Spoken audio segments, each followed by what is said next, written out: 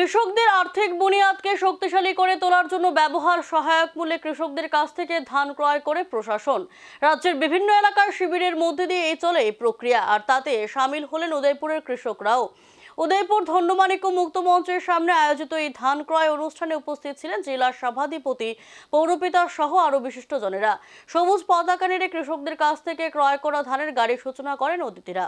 ত্রিপুরা সরকারি কৃষি ও কৃষক কল্যাণ দপ্তর এবং খাদ্য জনসংভরণ ও ক্রেতা স্বার্থ বিষয়ক দপ্তরের যৌথ উদ্যোগে সহায়ক মূল্যে ধান ক্রয় কেন্দ্র ধন্যমাণিক্য মুক্ত মঞ্চের সামনে মাতাবাড়ি কৃষি মহকুমার উদ্যোগে অনুষ্ঠিত হয় ধান ক্রয় কর্মসূচি।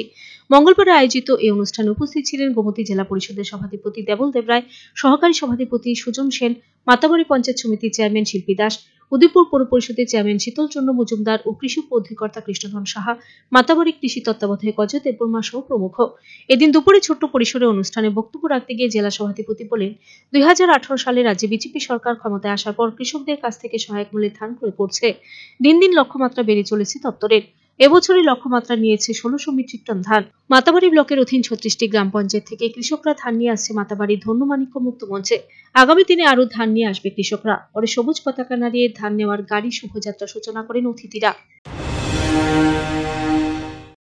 কৃষক কল্যাণ দপ্তর এবং খাদ্য দপ্তরের যৌথ উদ্যোগে 2018 পর থেকেই আমাদের সরকার ক্ষমতায় আসার পর, বিজেপি সরকার ক্ষমতায় আসার পর থেকে রাজ্য থেকে কৃষকদের সহায়ক মূল্যে ধান কিনছে, এটা আপনারা সবাই জানেন। দিন দিন লক্ষ্যমাত্রা বাড়ছে। গত সিজন থেকে এবারের সিজনের লক্ষ্যমাত্রা 3200 থেকে 3400 করা হয়েছিল।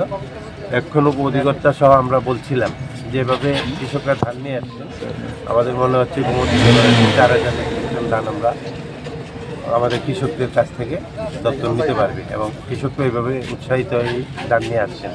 তাদের এটা প্রথমে একটু ধারণা ছিল হয়তো বা আরও দেরি হবে, কিন্তু কৃষকরা এখন খুশি তাদের ধান সরকার গ্রহণ করার জন্য এবং সহায়ক মূল্যে ধান নেওয়াতে আমাদের কৃষকরা খুব উপকৃত হচ্ছে।